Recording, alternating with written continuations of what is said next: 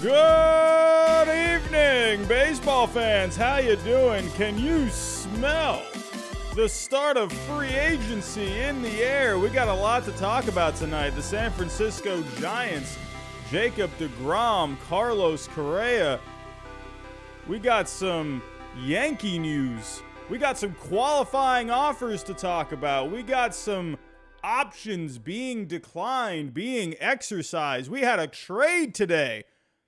We had an extension today. We got a lot to talk about. Everyone, how are we doing? Good evening. Good evening. Hello, hello. A lot of familiar faces here in the chat. What is going on? Hello. We got some members here. A lot of familiar faces. Mason, Robert, Christian, Jay Ramos, Matthew. How you doing?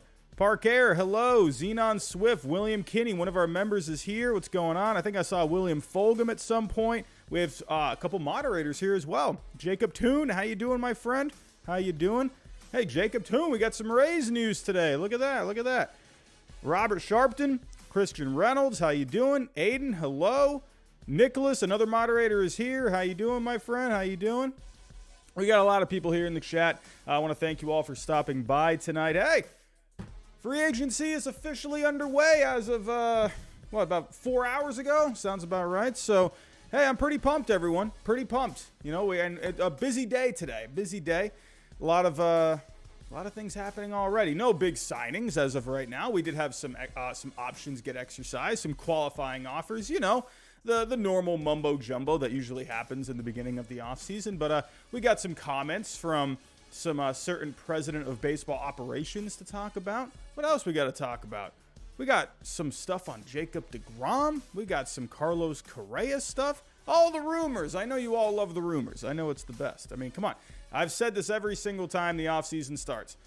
I think it's arguably, the offseason is arguably more fun than the regular season. I mean, I'm just saying. I love rumors. I love the gossip. I know you all love them too. But everyone, thank you for stopping by. Before I do get into everything, if you are new, think about subscribing down below. We're trying to get to 30K by the end of the year. It's going to be a stretch. We got less than 2 months to go. I don't know if we're going to be able to do it, but hey, miracles can happen. Miracles can happen. So think about subscribing if you are new. Everyone, light goal for tonight. I don't know. What's the light goal for tonight? I think 100 is a pretty good goal. About 150. Let's go 150 for the light goal tonight. To help us get to that like goal, hit the share button, share this stream out there. Let's try and get to, I don't know, maybe see if we can get 250, 300 people in here tonight. I think that'd be pretty fun. Also, everyone, don't forget, we have partnerships. We are partners here with SeatGeek. I know it's not baseball season anymore, but you can still use it for basketball, football, whatever else is going on. Use my code HYDE. You get 20 bucks off, and you can also still bet on sports. Even though there's no more baseball at the moment, you can still use it for football and basketball. Go check out Prize Picks. Use my code GINGER. You'll get a 100% deposit match. And also, we have a new sponsor on the channel, and that is Manscaped. Manscaped, everyone. New partner for the channel. But I need your help for Manscaped to be a full-time sponsor on the channel. I got to get at least 8 people to use my code HYDE. You get 20% off on your order, so definitely go check that out. There's a lot of stuff over on Manscaped. I know the women that might be in here, probably not too many, but I'm just saying, maybe if you got someone to buy for, go check it out. But they got a lot of good stuff over there. You know, they sent me some stuff, and I kind of have to do this, everyone. I got to do it, but they sent me some stuff. And, you know, some of it's pretty fun. I got this pretty cool bag. That was pretty cool. And this this little box thing. I don't even know what you call it. What is this called? It's a, hold on a second. What is this even called? This is the Performance Package 4.0. I got a shirt. That's pretty cool. But this trimmer, it's not too bad. It's nice and, you know, fits in my hand pretty well. I can maneuver it around pretty well. Pretty nice, if you ask me. And also, this stuff right here, game changer. The Crop Reviver, I'm telling you, it's wonderful. Game changer. Absolutely. And they even got deodorant for down there. That's pretty cool too. And even this little nose hair trimmer. I'm just saying, not a bad little package for what, 130 bucks or whatever it is. But go check it out. They got pretty good stuff. But everyone, let's get to it here. Let's get to it. And I got a lot to talk about tonight. So I'm not going to waste any more time. We're going to dive right in. Let's get the music ready. And here we go. So let's talk about the first story of the night. And here we go. All right, everything's good to go. All right, here we go. So let's talk about the options that have been exercised today. And some options that were not exercised today. Man, oh man. Justin Turner, his option was declined. Justin Verlander, he decided to decline his option. He's going to jump into free agency. That's expected. And the Mets, bringing back Carlos Carrasco. We got some other ones as well out there. Taking a look here on Fangraphs. They got a nice little tracker over here so you can see everything going on for the offseason. But taking a look here as of today, I mean, there's been a few things that have been happening over the last couple of days, but we had some notable ones today. Justin Verlander opting out of his contract. The Justin Turner, the club option being declined. I think that's pretty interesting. I predicted Justin Turner to go to the Brewers. I think they could use an upgrade at third base, and they've been connected with Justin Turner. So unless maybe they're looking to kind of hammer out like maybe like a 2-year deal or something like that at like a cheaper rate, that's very possible. But people were wondering if they were going to exercise this option. So it could go either way. I don't think it means too much either way. I think if the dollar amount is right, sure. But in my gut, I'm thinking the Dodgers, they're just going to go a different direction at this point. You know, Justin Turner, he can definitely still produce, but 38 years old. For 1 year, the Dodgers probably just thought it wasn't worth what he was going to be making. So I do think they will go another direction. But hey, you know what? Justin Turner, he's a fan favorite there, so he could definitely still come back. Maybe they could get a new deal, like a 2-year deal, and he can just finish off his career there. Carlos Carrasco, not surprised about his option being exercised. This is a guy, hey, he threw a good amount of innings last year. I think he was pretty underrated last year in that rotation. A lot of the focus was on Scherzer, deGrom in the second half. But Carrasco, he was pretty solid. What happens with Bassett? I think they got to bring him back too. But hey, Carlos Carrasco, not surprised about that. Also, John Curtis, they're bringing back as well for the bullpen. So there's that bullpen. They got a lot of things to figure out. Sure, Diaz was the big one, but they got some other guys too. Trevor May, Adam Ottavino. So John Curtis, that'll be nice to bring him back. And actually, Nick Martinez decided to decline his player option. Not a bad year for Nick Martinez with the Padres. Remember, he came over from Japan. He signed, I believe it was a 4-year deal. And then, but yeah, he decided to opt out of it. Overall, 3.47 ERA, a 4.43 FIP is about a run higher. But overall, Nick Martinez ended up being okay for them. But taking a look elsewhere, Evan Longoria, that's a big one. That's a big one. So, and actually, I am a little speculative. I can't talk. A little speculative with Evan Longoria. There's a certain team out there. They're looking for right-handed hitting, and that's the Kansas City Royals. So, taking a look at this article here, according to Ann Rogers of MLB.com, they're looking to add a right-handed bat. And if I'm looking here at the Kansas City Royals, you have Mondesi slotted in at shortstop right now and Bobby Witt at third. I would think you could just put Witt at third and you can go for a third baseman. So we just talked about Justin Turner as well. Evan Longoria, he could be an option.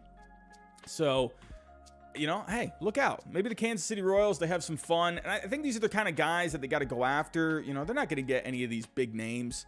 Maybe like a mid-tier kind of a guy. I think that could definitely work out. Someone like Justin Turner, Evan Longoria. We had Kevin Kiermaier. His option got declined.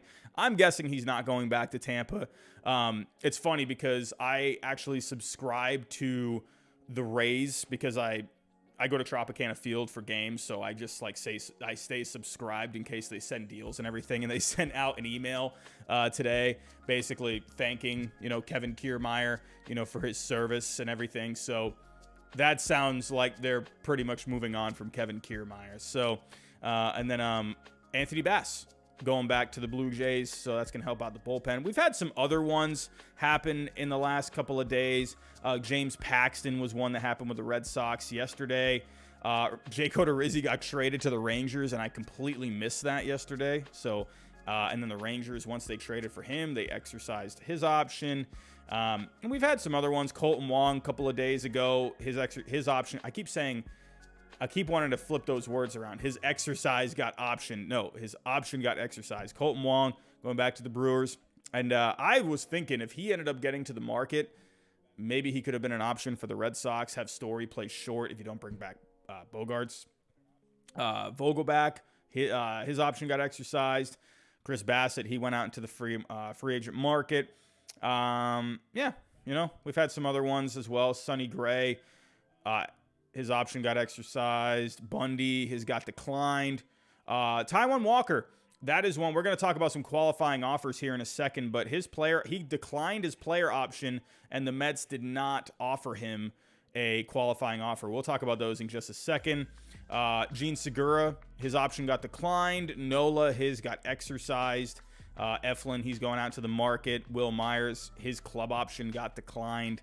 And hey, Robert Suarez, his player option was declined.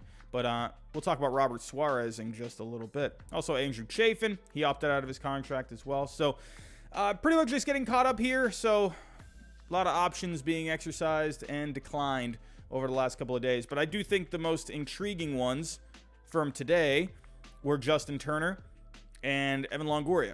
So, and then Carrasco going back to the Mets. So I think that one was a no-brainer if you ask me. So let's move on here to the qualifying offers. There were some interesting ones today. So taking a look here at the qualifying offers, 14 of them were made overall. And I think the most interesting ones, I think Nathan Eovaldi is an interesting one. Martin Perez is an interesting one. And then there's Jock Peterson as well. So taking a look here at all of the qualifying offers made. And so basically, there's the rules for this offseason. There's a few teams where if you are basically one of these big market teams, you're going to have to pay more of a penalty. So the competitive balance taxpayers from this past year were the Red Sox, Dodgers, Mets, the Yankees, the Phillies, and the Padres.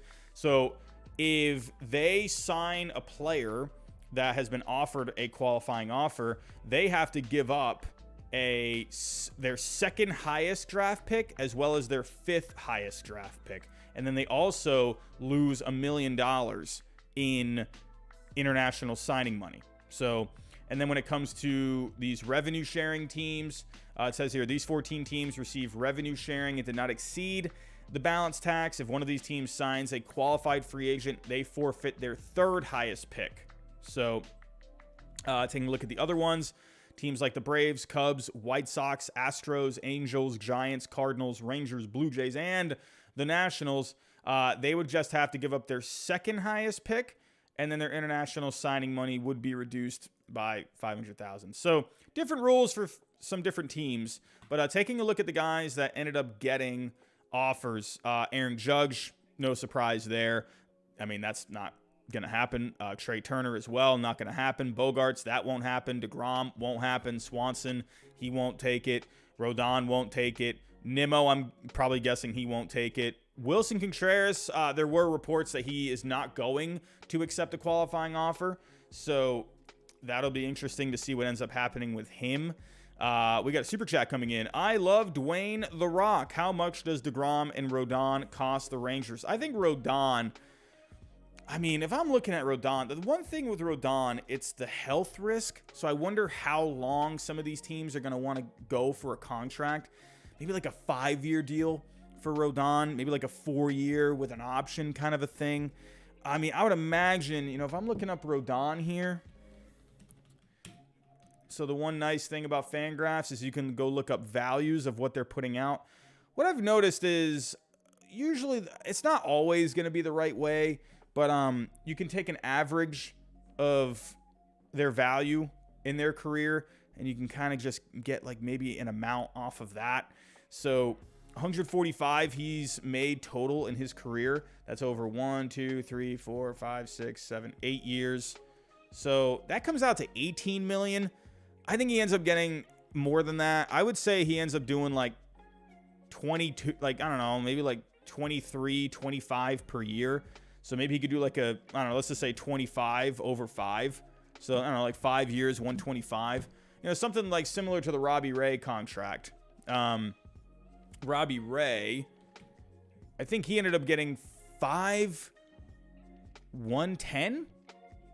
No, he got 5/115. So I could see Robbie Ray, that kind of a contract, being pretty similar. So I would say for Rodon, you're probably looking at 5 years, maybe anywhere from like 110 to 130. That sounds about right. With Boris, I mean, knowing him, there's probably going to be some kind of a opt-out or like an option in there. So with deGrom, here's the thing with deGrom, man. It's going to be pretty interesting with him because, I mean, he's also the health risk, but he's just so good. If you look at what he's been able to put up, he's been worth $327.5 million in his career. 1, 2, 3, 4, 5, 6, 7, 8. I mean, what does that come out to? That's ridiculous. So 327 divided by 8. That comes out to $40 million per year. I think you could see deGrom get 30, 35 per year. Maybe you could do like, I don't know, like a 3-4 year deal, like 90 to 120 million, something like that. Maybe even a little bit more. I don't think he's going to get 40 per just because of the health. So I think you're looking at maybe 30, 35 and probably a short-term deal. So I could see like a 3-year, $100 million max, if you're going to do a 3-year. If you do a 4, there's going to be options in there. There's definitely going to be some stuff in there. Definitely some clauses in there, to protect teams, for the health and whatnot. So his contract's going to be very interesting. So thank you for the super chat. I love Dwayne The Rock. Tam Amiano, how you doing, my friend? Robbie, this is one of the times I hope you're wrong and Xander comes back. I hope I'm wrong, too. Let's assume he doesn't. Best case scenario for the Sox. Knowing Chaim Bloom, honestly, you're going to have Story play short, and then he'll just have a second baseman. You do have Christian Arroyo already there, but you could definitely go out into the market. Bloom will get creative. That's what he will do. I don't think he's going to go out there and like sign Aaron Judge. I don't think that's going to happen. But he'll get creative. He'll find ways to replace the production of Bogarts. He's not going to be able to replace Bogarts. You're going to have to replace him creatively. You're going to have to try and buy low on some guys and try and get high rewards. That's kind of the way they're going to have to approach it. So it'll be interesting. Tom Amiano, thank you, my friend. Thank you for that. Do appreciate that very much. But going back here to the qualifying offers. Okay, my tabs are not working, of course. Here we go. So Chris Bassett, I don't think he'll accept it. Anthony Rizzo, maybe. Probably not. I think Rizzo at this point probably wants maybe like a 3-year deal or something like that. He could, but I would think he maybe wants a little security at this point in his career. Tyler Anderson, it's possible with Tyler Anderson, kind of like what Carlos Rodon did. He took a 1-year deal kind of a thing, kind of to prove that he can stay healthy kind of a thing. Tyler Anderson, I'm not talking about health with him, but that was his first good season. Maybe teams don't want to throw a contract at him. Maybe they want to see if he can keep pitching pretty well. So I could maybe see Tyler Anderson accepting the qualifying offer. I think that's possible.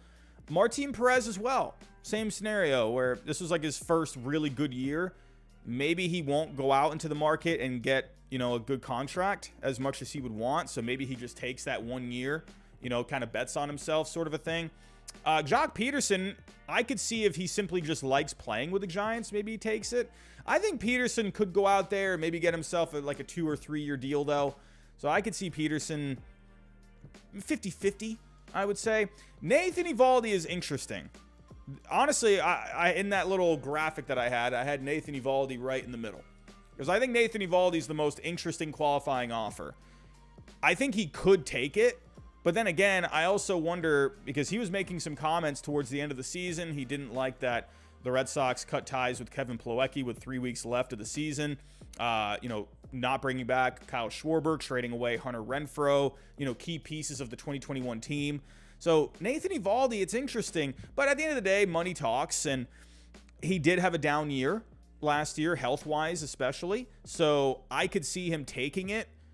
But then again, maybe he thinks he can go out there and he can get himself a bit of a better deal, like a 2-year deal, something like that.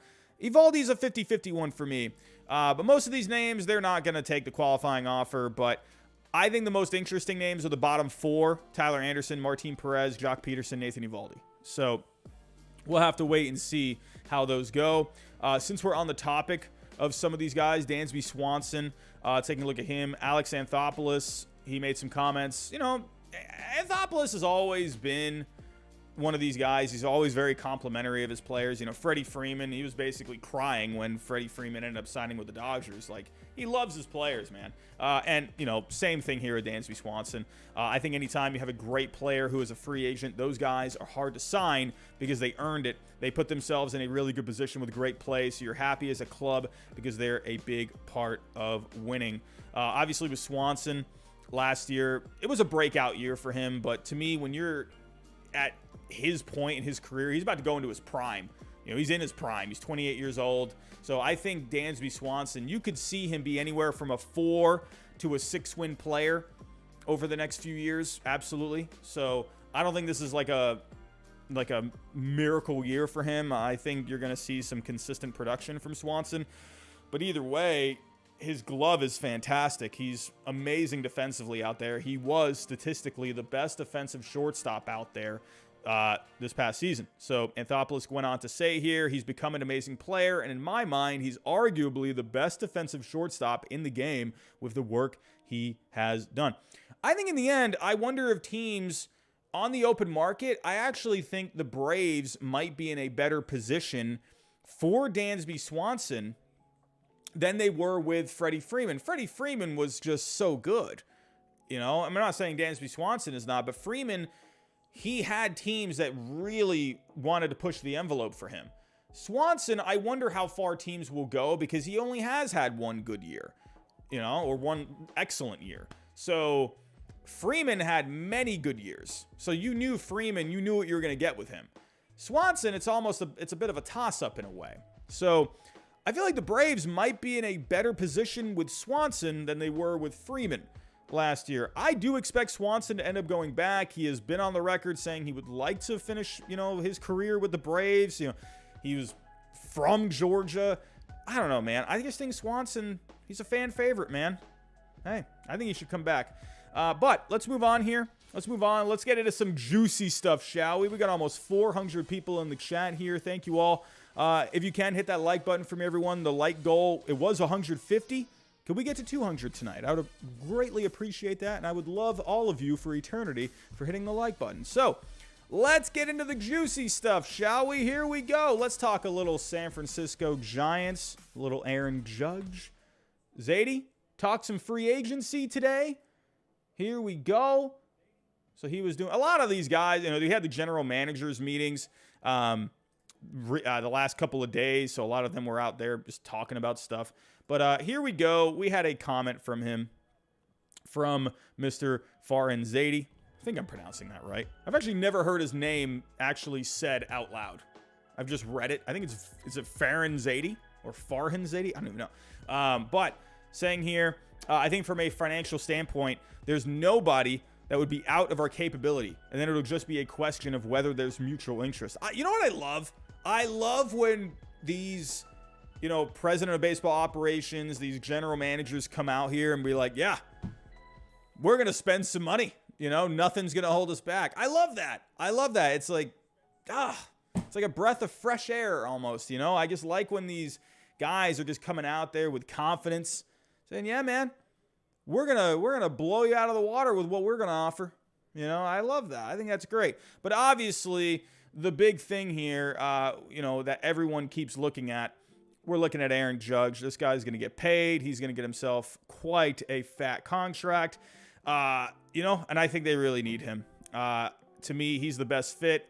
I think they're going to be more aggressive with Judge than the Yankees will be. I think the Yankees will bring Judge back at the right price, but their right price. The Giants, I think they're going to exceed it.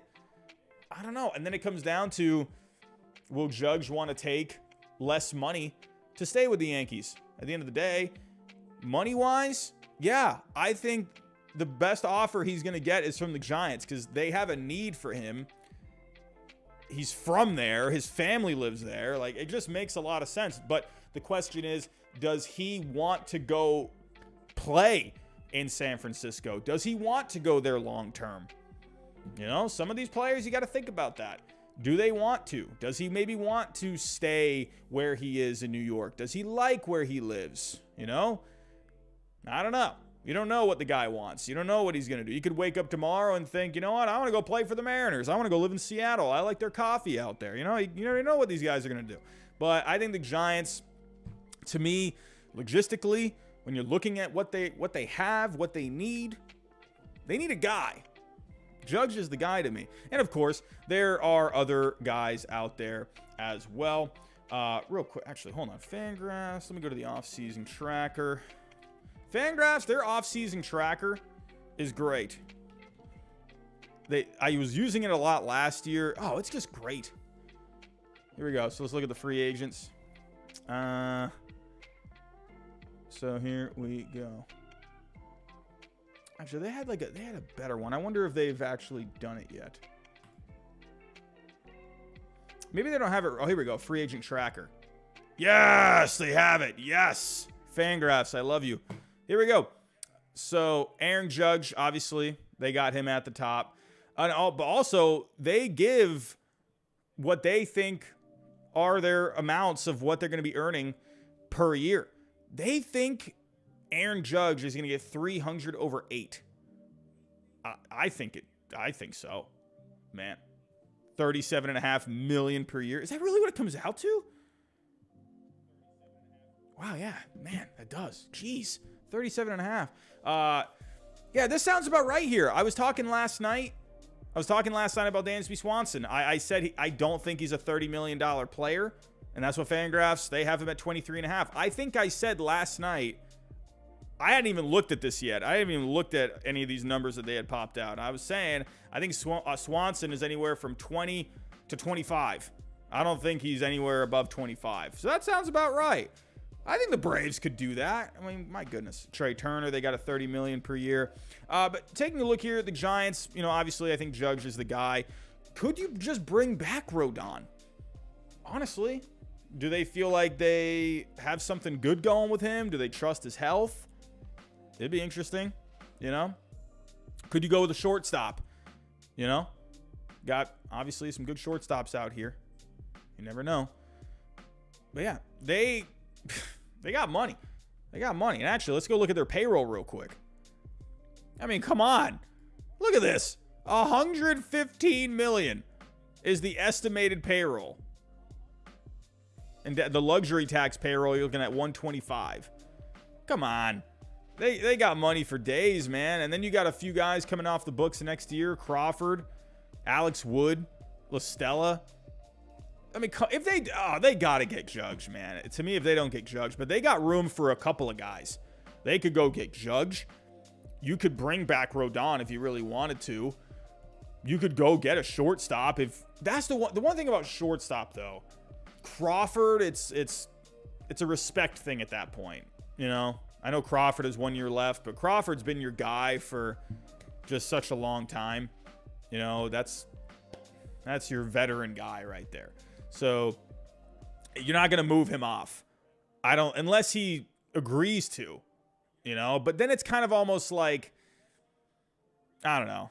It's a little like, how would you feel, right? If you're at work, right? You're in your position. You've been in this position at work for 10 years with the same company, you know, people love you there. And then your boss comes up to you and be like, hey, you know, we got this guy coming in. You know, you're probably, I don't know, maybe you're leaving next year. I don't know. You think maybe you could go do this position while this guy coming in? You got to kind of think like it's not really like logistically, yeah, it makes sense. You're kind of talking about human beings here. So that's not really ethically the right thing to do, you know, at least in my opinion. So Crawford, unless he comes out, I don't know. I don't see him moving off of short, man. That's his position. And he still plays it pretty well.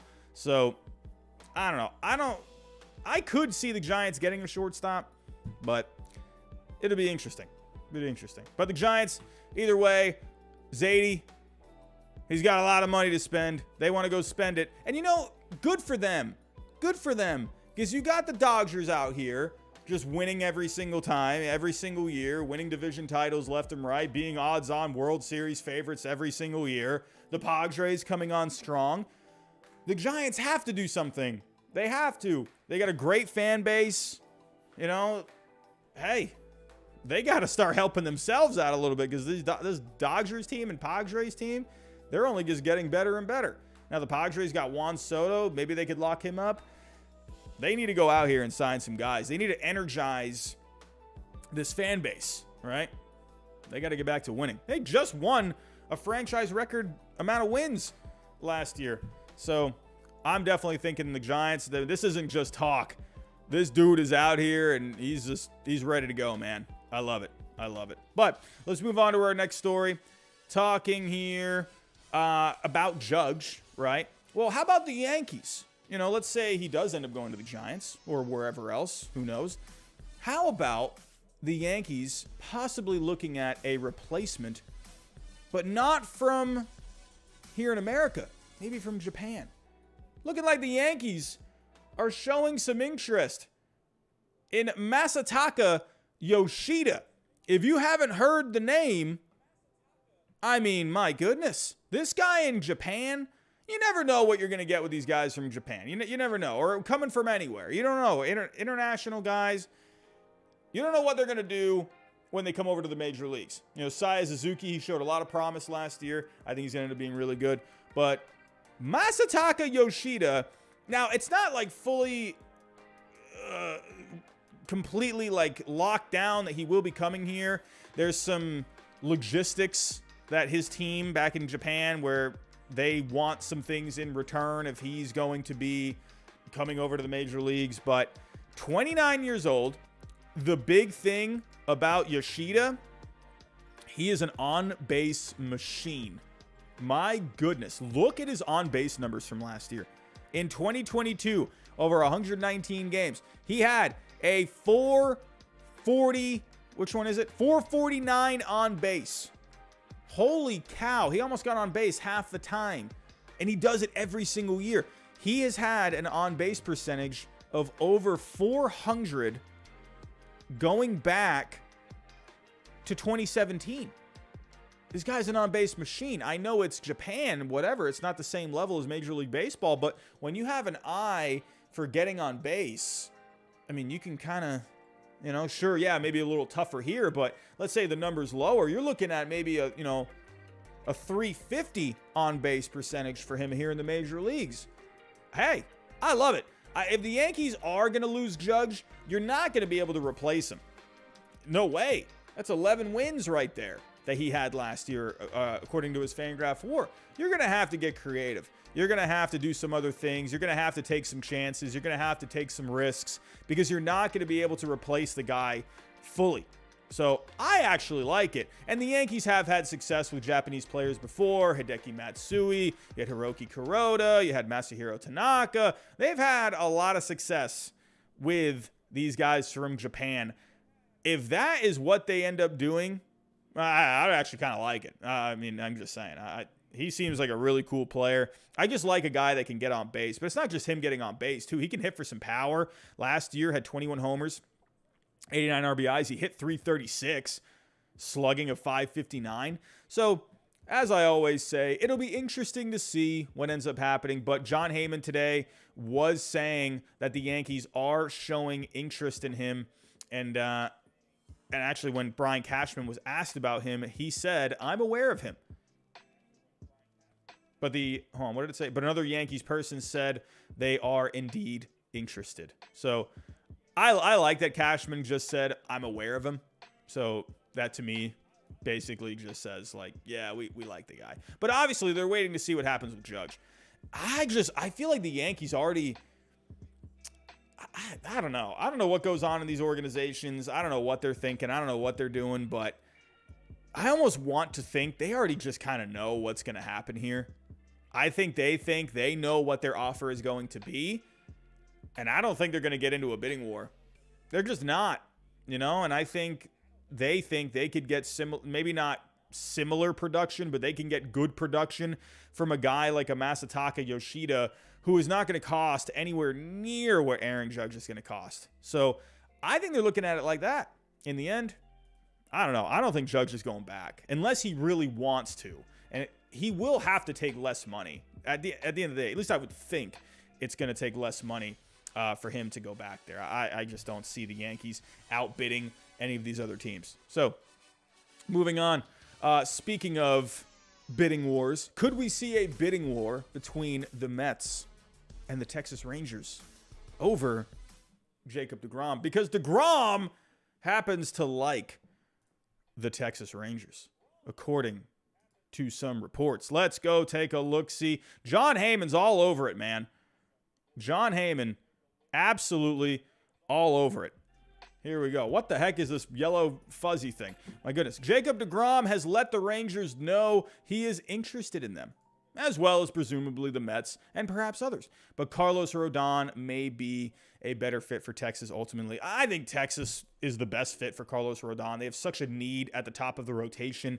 I think Carlos Rodon would be a good gamble for the Texas Rangers, but why not both? Why not both? You brought in Seager and Semien last offseason, so let's do deGrom and Carlos Rodon this offseason. But, hey, I find it interesting. deGrom, he's an interesting one because obviously deGrom's going to get paid, despite the health issues. This guy's going to get money, man. So the fact that he is saying to, the Rangers and perhaps other teams as well, hey, yeah, I like you. I like what you got. Yeah, I'll definitely consider it. So I think it's interesting. deGrom with the Rangers would be a huge boost for them.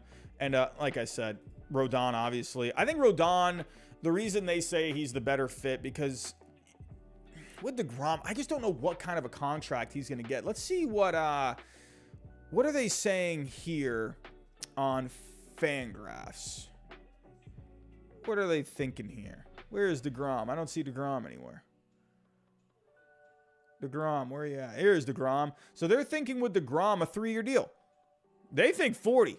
I mean, when I did the average of how much he's made over his, or how much he's been valued over his career divided by the amount of years, it did come out to 40 million. So I wonder if he'll end up getting that. Maybe it ends up being like $335 per year. I just don't see deGrom getting 40. So I could see like a 3-year deal, like 105, 3-year, like 100 even, 3-year 110, somewhere in that range. I mean, if he ends up getting 40, if he was healthy, oh my God, he would absolutely be worth 40 million per year. If Scherzer could get that, deGrom could get that too. But to me, I wonder if some of these guys in there are saying like, hey, let's let definitely Rodon, but why not deGrom too? You would have 2 guys here at the top of the rotation. Chris Tobin, thank you for subscribing, my friend. If anyone else is new, hey, think about subscribing. We're trying to get to 30K by the end of the year. We got less than 2 months to do it. Can we do it? Can we do it? But they just brought in Jake Odorizzi. If you brought in Rodon and deGrom, God, I know that's a lot of money for a lot of health risk. So I don't know if they end up doing that. I could see them maybe being a little more comfortable with Rodon, possibly. I don't know. I wonder what their thinking is behind that. But let's just say you brought those 2 guys in. Rodon, deGrom, John Gray, Jake Odorizzi, Dane Dunning. You can mix in Glenn Otto in there somehow. I'm just saying. Then you got Jack Leiter, who, if he can get himself together down in the minor leagues, my goodness. Kumar Rocker. I mean, that's a lot of starting pitching right there. And then there's hey, don't forget about Clayton Kershaw. I wonder if Kershaw ends up going to the Rangers. Every year when he goes home, he's going home to family. He's saying, man, he likes seeing his family over there in Texas. I think it's possible. And the Rangers, the rumors is that they are going to pursue him aggressively. Man, could you imagine all 3? Oh my God. I don't know. I think, my personal opinion, I think deGrom ends up staying with the Mets. I could see, I could definitely see Rodon and Kershaw in there. A couple of lefties in this rotation. I could definitely see that. Absolutely. We'll have to wait and see what ends up happening. But Jacob deGrom letting the Rangers know that he is interested. And let's talk about a team that is showing interest in a certain player. But will that player end up going to this team? And that is Carlos Correa. Is Carlos Correa not actually a good fit for the Dodgers? I'm going to be honest with you. Listen, everyone, I'm going to be completely honest. I don't see... It has confused me because I've seen these reports of Carlos Correa and the Dodgers being a possible fit. Like, the Dodgers are enamored with Correa. They love him. But it's like, okay, but you got Trey Turner, who's been really good. And I think, you know, you kind of already have a really good shortstop there. So, I don't know. It's just weird. I've always found it weird. Like, I've just feel like you don't ever see that if you got, like, a star player already and he ends up going elsewhere. Is there an example out there of when you have a star player at a certain position leave and you bring in another star player to replace him? I don't know if I can't think of an example. I'm sure there is one. I just can't think of one. I'm sure there is. But with Trey Turner, Correa is the better defender out there. Turner's not bad, though. Trey Turner is not bad defensively. He's not going to be as good as Correa. Correa is going to save more runs defensively.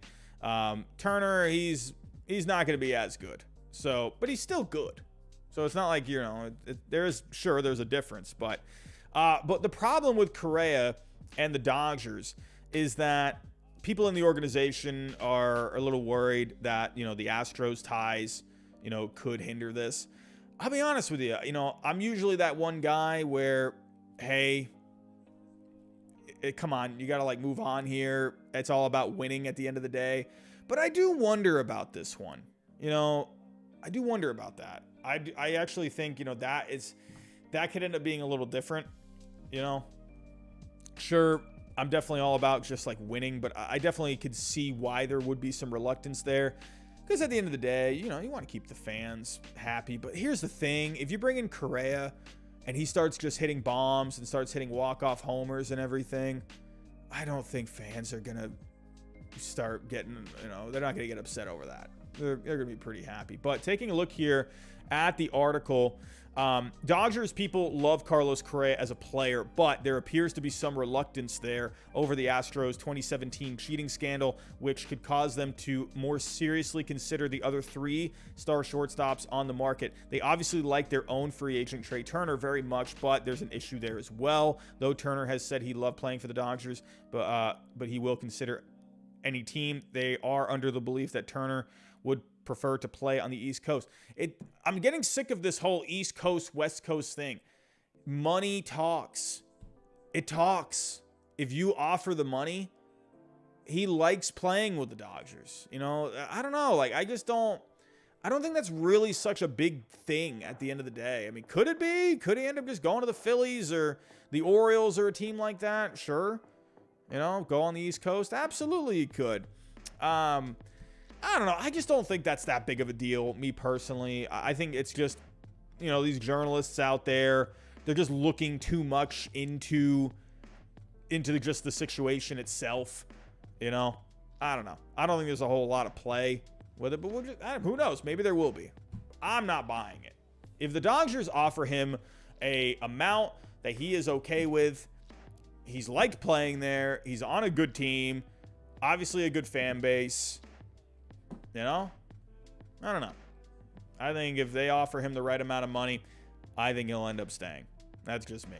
But Carlos Correa, I don't think Carlos Correa is going to go to the Dodgers. I just also find that weird. Like, I can't think of an example of a player that you lose a superstar player and then you replace him with another superstar. Again, I'm sure it's probably happened, but at the top of my head right now, I can't think of one. I mean, Thiorpo, I could see that. Like, they made the trade. That made sense, right? So that is an example. So the Braves But the thing was it was kind of one of those. I'm talking more like signing a free agent, right? I'm not really talking about making a trade. There have been examples, but that just made perfect sense, right? The Braves, they had the prospects to give. You know, it was a perfect storm. You know, that's definitely a situation there. Yeah, John Sullivan, Ichiro replaced Griffey. That's true. So, there are examples out there, but there's not a lot, I think. I don't think Carlos Correa is going to go to the Dodgers. I don't buy it. My personal pick, I think Correa is going to end up going to the Orioles. Could he end up going, you know, maybe the Cubs? That's a possibility as well. They were tied to him last offseason, so I think the Cubs, the Orioles. I don't think he goes back to the Twins. I don't see him going to the Dodgers. I just don't. Tom Amiano. Oh, MLB reports Kershaw in LA close to a 1-year deal. Ooh, what is going on here? Clayton Kershaw. Do we have some breaking news here on the stream? Oh, yes. I have gotten 2 predictions right so far on my top 50 predictions. I got Carlos Carrasco back to the Mets and the Dodgers with Kershaw. Well, there we go. There we go. I'm thinking, all right, until I see him leave the Dodgers, I don't think he's going to go anywhere. Well, there goes my dream of Kershaw as a Texas Ranger. But no surprise. I'm guessing it's like you said, Tom, it's a 1-year deal. He's still good when he's healthy. I mean, he's always going to have these injuries. But, yeah, I guess, is this just going to be like a 1-year deal every sort of, every year sort of a thing?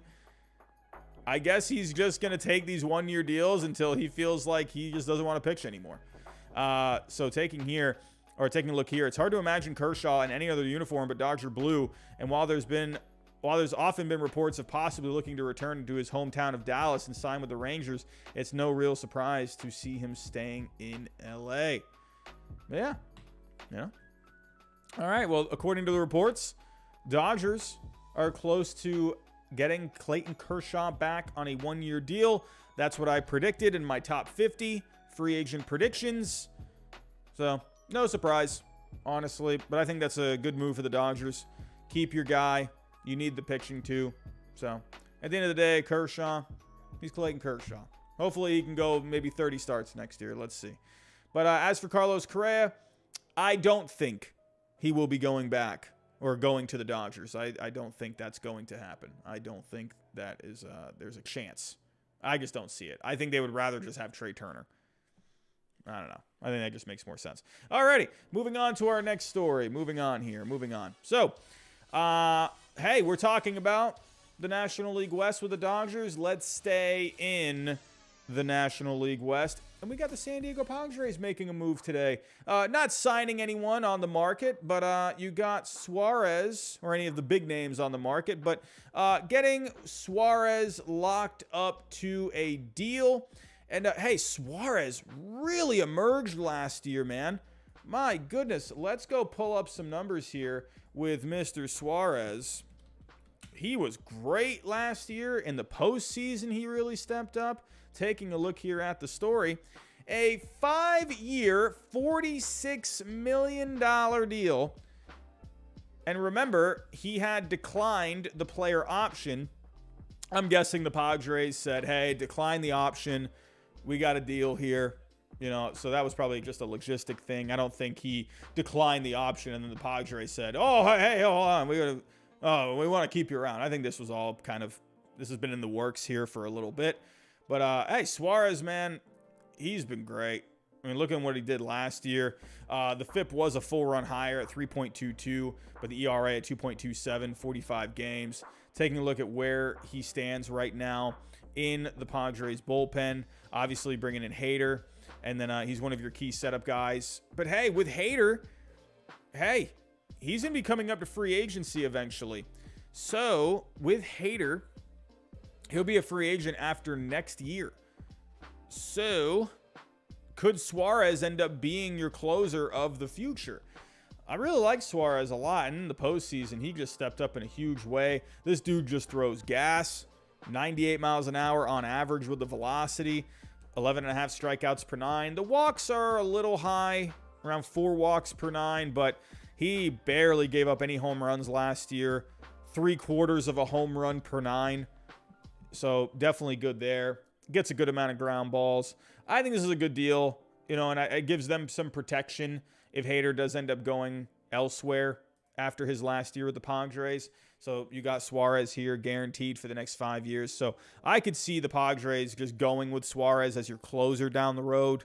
So, hey, good move, I think, for the San Diego Padres. Moving on.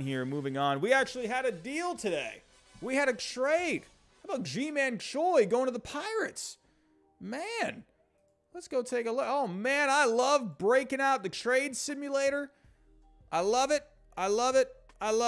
Now, the big reason I think the Rays ended up trading Ji Man Choi is he's going into his final year of arbitration. This is a typical Rays move. The closer these guys get to free agency, they just ship them off. They just want to take advantage of their value. But going to the Pirates, it was funny. I was like, oh, is he going back to the Pirates? And then I remember, I was like, oh, no, that was Sasudo that ended up going to the Pirates. So, but Ji Man Choi ended up having a pretty decent year last year. Looking at the numbers, more of a platoon guy, 113 games. But he had a 341 on base.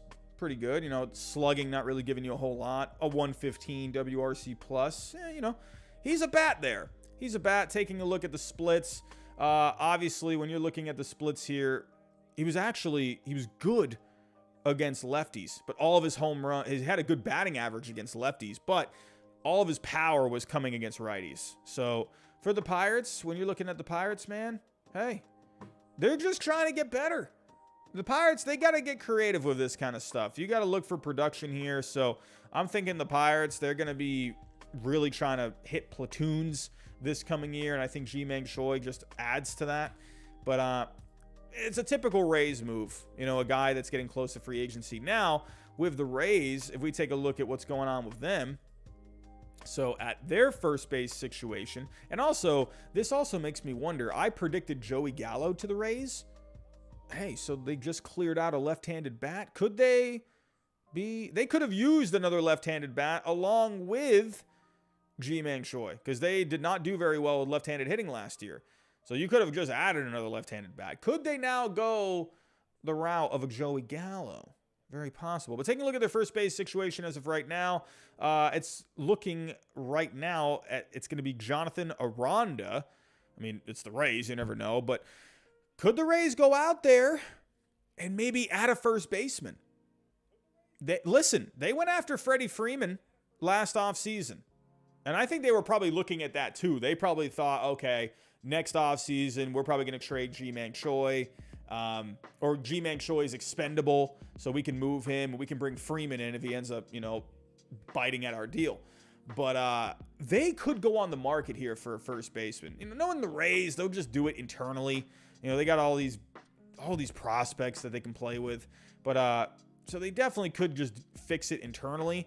But don't be surprised, man, if they start going out there. If we're looking here at the let's go take a look at the free agents. So let's go to the first baseman. Jose Abreu. Hey, could Jose Abreu be an option for them? Could you bring in someone like a Brandon Drury who can move all over? Maybe Anthony Rizzo. Maybe Matt Carpenter. Could be interesting. Maybe someone like a Jace Peterson. Josh Bell. Someone like a Carlos Santana. They could definitely go out. Brandon Bell. Maybe Brandon Bell. Give him like a 1-year deal. Yuli Gurriel. So they got options out there. So, hey, how fun would that be? Well, not for me as a Red Sox fan, but someone like Jose Abreu, big right-handed bat. I think that could be pretty fun. But I'm guessing they're probably just like they always do. They always fix it internally. But I think the Rays have a plan. They got something in their mind. They're always thinking a step ahead. What are they going to do here? Are they thinking here, we can add Jose Abreu? We can maybe tempt Anthony Rizzo to come here. Brandon Bell, maybe we could throw a 1-year deal at him. And maybe they think they could go get another left-handed bat. Like, you know, if they think they can get a right-handed bat like Jose Abreu and also bring in another left-handed bat and Joey Gallo. So I think the Rays know what they're doing. I think they have a plan, and they're just trying to execute it. So we got a super chat coming in. Nugget Nugshitas, Rays top hitting prospect Manzardo. Ooh, I do like Manzardo. Does he still have the mustache? I actually, when he got drafted, I tweeted out that his best tool was his mustache, and he actually liked it. Kyle Manzardo actually liked that tweet. So, I mean, his mustache is fantastic. I still think he has the mustache. Absolutely. But looking at his numbers last year, he's in Double-A already. He was really good last year. Now, is he going to be opening day guy? I don't know about that, but there's a lot of promise. He had 18 homers last, or no, not 18, 22 homers last year. So he's looking pretty good. Absolutely. Look out for Kyle Manzardo. I think he could be pretty fun down the stretch. Hey, thank you for that super chat. Do appreciate that. I hope Kyle Manzardo and that mustache end up playing with the Rays at some point. But I think the Rays, in the end, I think they got a plan. I think they're either looking at a first baseman or they're going to fix it internally. Could you bring in another left-handed bat? You know, or maybe you could do both. You could do Brandon Belt. There's a left-handed bat right there. You know, or have a righty play there, and then you can bring in Joey Gallo. You know, I think Joey Gallo would be really fun with the Rays. I want to see what they can do with him, you know, but we'll have to just wait and see. But taking a look here at the Baseball Trade Simulator, baseballtradevalues.com, the best baseball trade simulator out there. I've been using this for like 3 years now. I'm using this for 3 years, and everyone found out about it this past trade deadline. And then everyone started hopping on the bandwagon. I hopped on this bandwagon 3 years ago. And everyone out there, all these people out here, other YouTube channels saying, oh, look at this, baseballtradevalues.com. It's great. People out there that were giving this site a lot of crap. And now and then they're saying out there on their channels, like, oh, this is the greatest website ever. And they were saying like 3 months prior, like, no, that's not a very accurate website. So anyway, looking at the trade, as you can see, approved by the simulator. Choi had a negative 0.7 value, and then they ended up getting Hartman. Hartman, let's talk about him. With Jack Hartman, I believe he didn't have great numbers, but he's a two-way player. So looking here, I don't think he's actually, I think he's more focused on hitting, or on pitching, sorry, not hitting.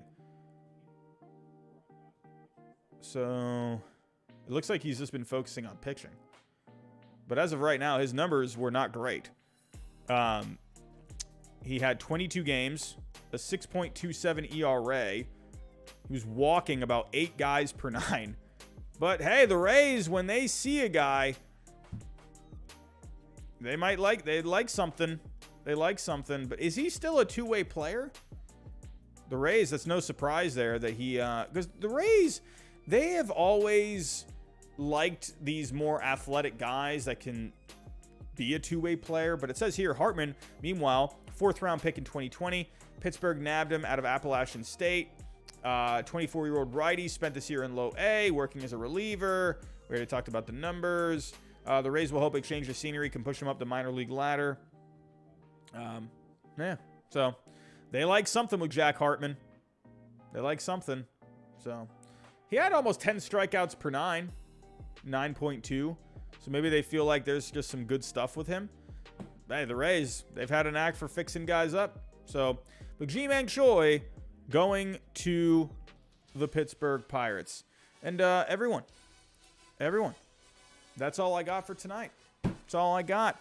I don't think there's anything else out there on Twitter land. I can do one last check. But everyone, real quick, before you do leave me, think about subscribing down below. If you are new, hit that like button for me on the way out. I'm just checking here if there is anything else to talk about. AJ Preller did talk about wanting to talk with Juan Soto at some point. but he's going to wait for the time to be right. The Marlins have are looking to add a couple of guys here for the coaching staff. Jody Reed, Rod Barajas, looking like they're going to be joining the Marlins coaching staff, according to John Heyman.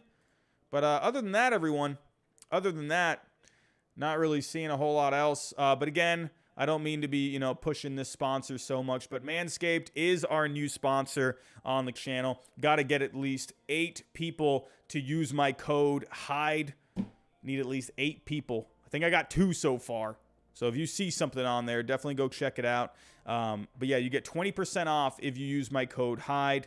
But everyone, thank you so much for coming out tonight. It's always a pleasure to ramble on here like my potato self likes to do and talk to all of you wonderful people out there. But everyone, have yourself a great night, and I'll talk to you next time.